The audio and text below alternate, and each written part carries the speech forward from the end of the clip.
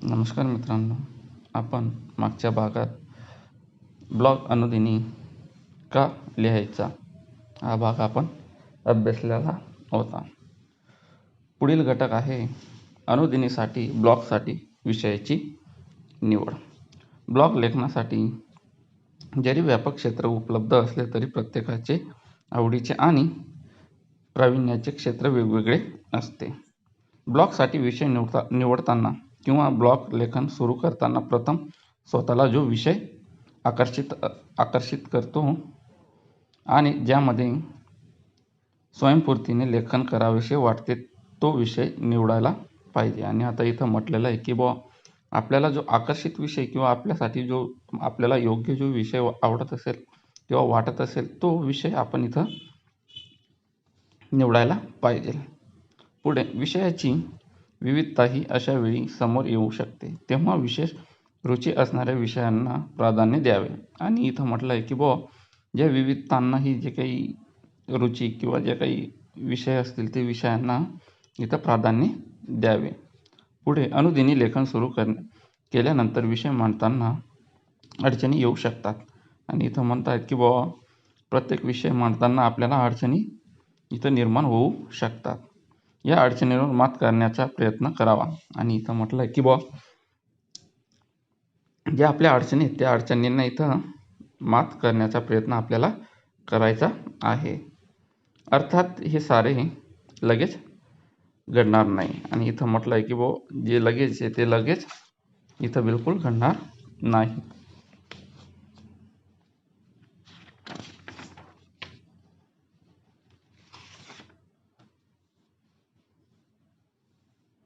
आणि त्यानंतर ब्लॉगिंग करत असताना यात सुधारणा होत जाते. आणि ज्यावेळेस ब्लॉगिंग करतो त्यावेळेस इथं आपोआप सुधारणा होत जाते. म्हणून सातत्याने ब्लॉग लेखन करणे गरजेचे असते. आवडीच्या विषयावर सातत्याने व तितक्याच गांभीर्याने ब्लॉग लेखन केले तर तुम्ही चांगले ब्लॉग होऊ शकतात. आणि इथं म्हटलं आहे की तितक्याच गांभीर्याने कधी तुम्ही समजा ब्लॉग लेखन किंवा केलं तर तुम्ही एक चांगल्या प्रकारे ब्लॉगर होऊ शकतात. आणि ब्लॉगिंग हाच व्यवसाय झालेला आपल्याला इथं दिसतोय. आणि पुढचा घटक आहे चांगल्या अनुदिनीच्या ब्लॉगची वैशिष्ट्ये. आणि आता इथं काही जे वैशिष्ट्य आहेत ते वैशिष्ट्ये इथं लिहिलेली आहेत. आकर्षक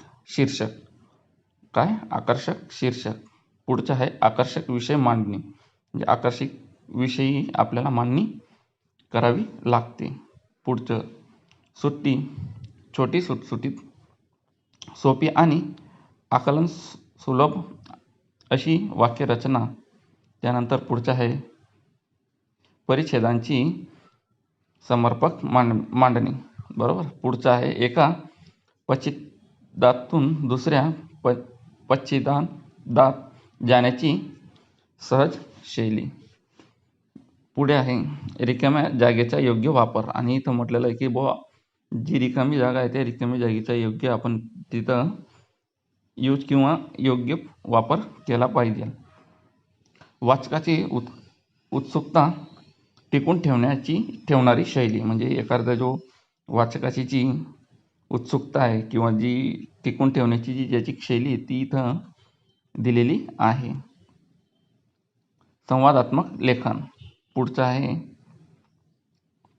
समूहाशी नाते बांधणारी शैली.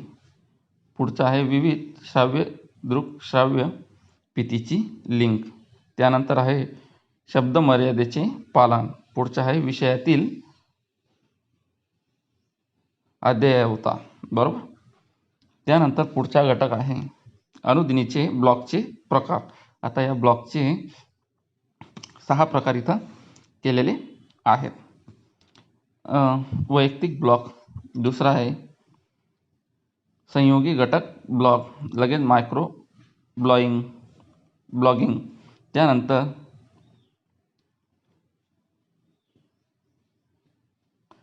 कॉर्पोरेट आणि संस्थानात्मक ब्लॉग, एकत्रित ब्लॉग. त्यानंतर पुढचं 6वं आहे विषयानुसार ब्लॉग.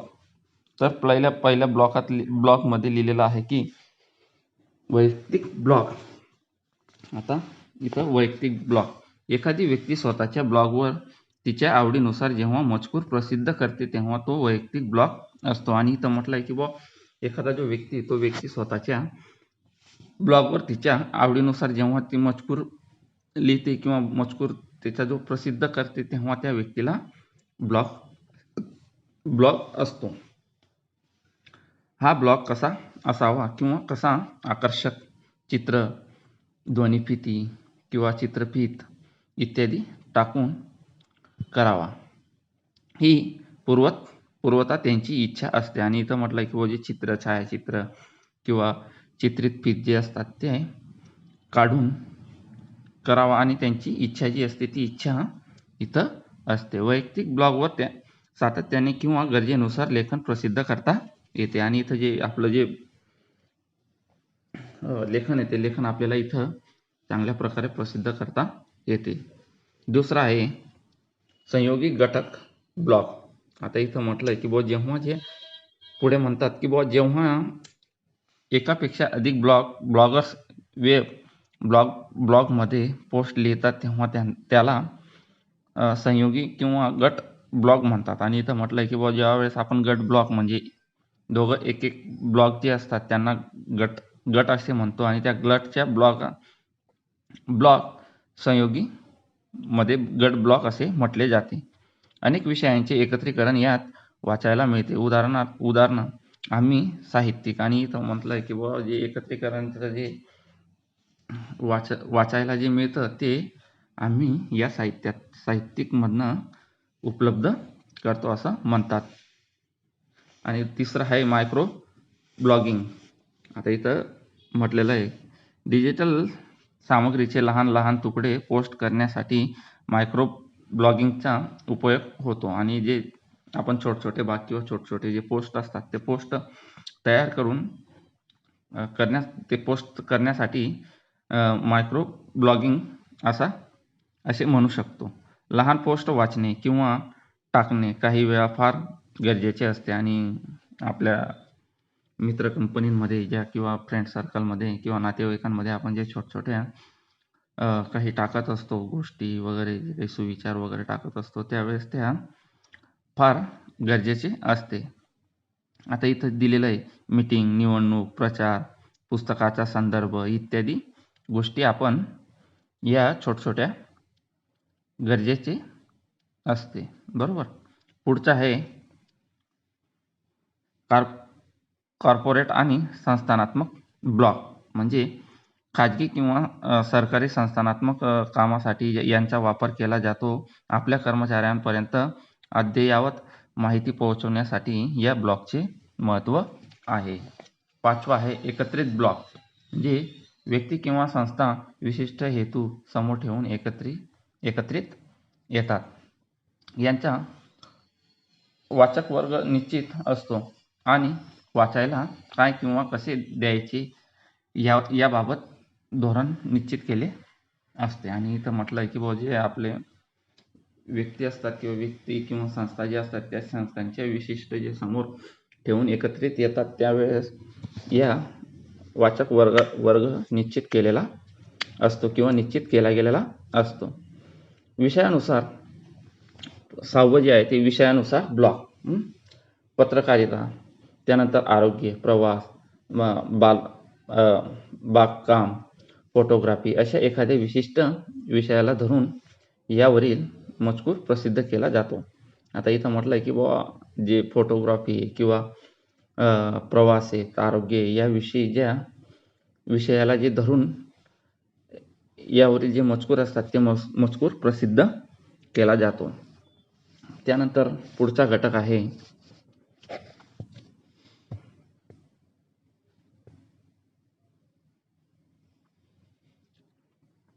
अनुदिनी ब्लॉग. लेखनातील महत्त्वाचे घटक किंवा व्यक्ती किंवा कृती. आता इथं तक्ता दिलेला आहे. त्या तक्त्यात पहिल्या तक्त्यात लिहिलेलं आहे ब्लॉग, दुसऱ्या तक्त्यात लिहिलेलं आहे महाजालावरील नोंदवही, लगेच पहिल्या तक्त्यात लिहिलेलं आहे ब्लॉग, लगेच दुसरीकडे लिहिलेलं आहे मजकूर लिहिणारी व्यक्ती, लगेच ब्लॉगिंग, लगेच पुढे लिहिलेलं आहे मजकूर लिहिण्याची प्रक्रिया, पुढे लिहिलेलं आहे की ब्लॉगोस्फिअर म्हणजे ब्लॉग वाचणारा वाचक वर्ग, त्यानंतर ब्लॉग टूल म्हणजे ब्लॉग तयार करण्याची साधने, त्यानंतर ब्लॉग पोस्ट म्हणजे ब्लॉगवरील लिखित नोंद करणे, बरोबर. त्यानंतर पुढचा आहे अनुदिनी ब्लॉग निर्मिती प्रक्रिया. पुढचा जो घटक येतो म्हणजे अनुदिनी ब्लॉग निर्मिती प्रक्रिया.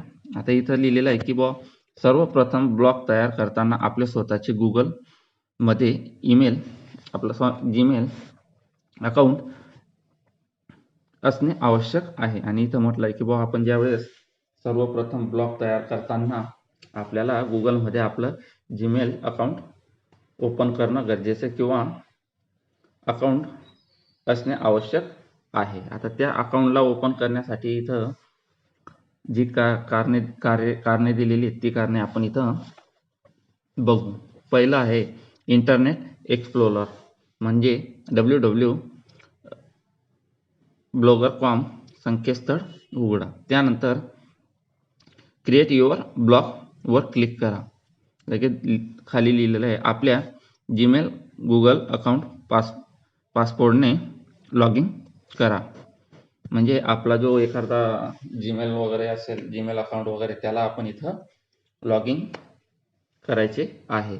नवीन प्लेस टायटल शीर्षक द्यावे व आपल्या ब्लॉगर ॲड्रेस तयार करावा.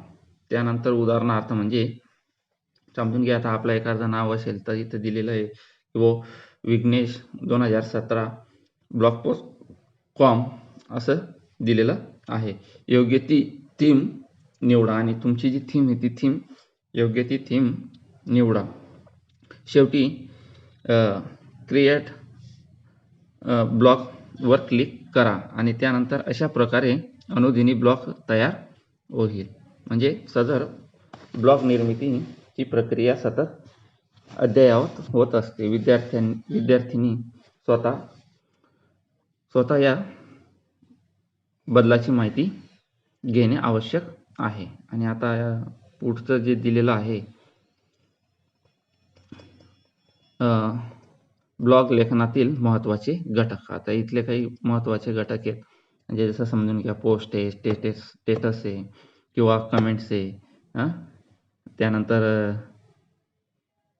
एर्निंग आहे. म्हणजे हे जे अशा प्रकार आहेत, या प्रकाराच्या माध्यमातून आपल्याला त्या ब्लॉगवर माहिती किंवा आपली जी पोस्ट असते ती पोस्ट, कमेंट वगैरे किंवा स्टेटस आपल्याला इथं ठेवता येतो. त्यानंतर पुढचा जो घटक आहे लगेच त्याच्यानंतर आहे पेजेस आहे, लॉगआउट आहे. पेजेसमध्ये आता नवीन जे पेजेस आहे ते पेजेस जोडता येतात, प्रकाशित करताही येतात. त्यानंतर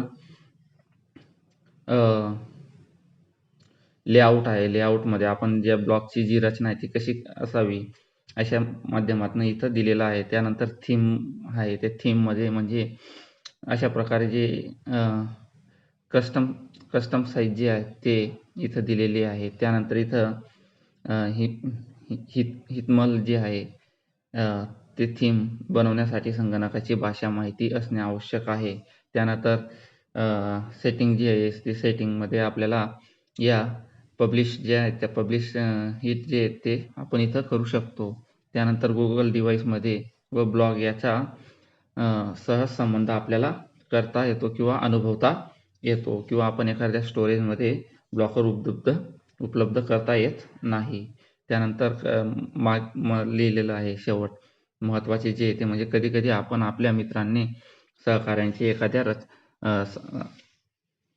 समारंभाचे जे काही किंवा नेटवरून डाउनलोड केलेले जे साहित्य आहेत किंवा ब्लॉगवर जे प्रसिद्ध करतो तेव्हा त्या मजकुराला मालकाची लेखनाची परवानगी असते किंवा आवश्यकते किंवा त्यांचे सौजन्य असे नमूद करावे लागते. असं या माध्यमातून किंवा ह्या माध्यमात आपल्याला इथं दिसतं. त्यानंतर पुढचा घटक आहे अनुदिनी ब्लॉग लेखन करताना पाळावयाची पथ्ये. आता इथं जे पथ्ये दिलेले आहेत म्हणजे पाळावयाची पथ्ये म्हणजे जे आपल्याला जे लागणारे साहित्य आहेत त्यांची आपल्याला इथं देवाणघेवाण करून घ्यावी लागते. तिथं लिहिलेलं आहे की ब्लॉग लेखनात मर्यादित शब्दात उत्तम, सकस आणि दर्जेदार लेखन अपेक्षित आहे. या लेखनाला विचार आणि संशोधनाची जोड दिलेली आहे. हे लेखन उत्कृष्टतेकडे जाते किंवा उत्तम ब्लॉग लिहिणाऱ्या ब्लॉगर्सचे अनेक वाचन असतात.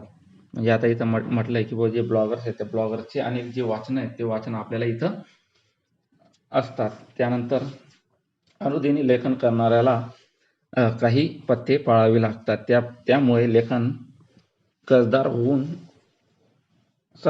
सर्वमान्य ठरते. अनुदिनी लेखनाची काही पथ्ये आता इथं दिलेली आहेत ती पथ्ये. म्हणजे अनुदिनी लेखन करताना विषयाचे तारतम्य असणे आवश्यक आहे. म्हणजे एखादा आपण समजा अनुदिनी लेखन किंवा आपण एखादा जे लेखन करत आहे त्या लेखनावर आपल्याला तारतम्य बाळगायची आवश्यकता आहे. दुसरं आहे अनुदिनी लेखन अविवेकी असता कामा नये. तसेच लेखनाविषयी शिस्त व समाज भानाचे औचित्य पाळले जाईल असे असावे. त्यानंतर अनुदिनी लेखन प्रसिद्ध झाल्यावर त्यांच्यावरील प्रक्रिया उलटसुलट असू शकतात. नंतर त्याला उत्तर देण्याची क्षमता असावी. आणि आता इथं जे लेखन आहे ते लेखन प्रसिद्ध झाल्यावर ज्या उलटसुलट गोष्टी असतात त्या असू शकतात, पण त्याला उत्तर देण्याची क्षमता आपल्यामध्ये किंवा विद्यार्थ्यांमध्ये असली पाहिजे. पुढचं पथ्य आहे अनुदिनी लेखनात समाज विघातक व विध्वंसक विचार मांडू नये. म्हणजे आपले जे विचार आहेत ते विचार इथं मांडू नये. त्यानंतर पुढचं आहे अनुदिनी लेखनात मिळालेले स्वातंत्र्य हे स्वैराचार्यापर्यंत जाणार नाही याचे भान आपण ठेवावे. बरोबर. त्यानंतर काही पुढचं जे घटक आहे म्हणजे काही अनुदिनी ब्लॉगर्स. म्हणजे इथं आपली जी साईट आहे ती साईट इथं ओपन होते. आणि त्यानंतर नमुना ब्लॉग होम पेज. म्हणजे मग आपलं ह्या प्रकारे इथं दिलेलं जे आहे त्या प्रकारे आपलं जे होम पेज आहे ते होम पेज इथं डाउनलोड होऊ शकतं. आणि डाउनलोड नाही, हे आपलं होम पेज इथं अशा प्रकारे तयार होऊ शकतं. धन्यवाद. तर हा आपला जो अनुदिनी जो घटक होता तो आता इथं आपला संपलेला आहे. आणि त्यानंतर आपल्या ज्या खालील कृती आहेत किंवा काही ज्या आहेत त्या आपण थोडक्यात नंतरच्या भागात बघूया. धन्यवाद.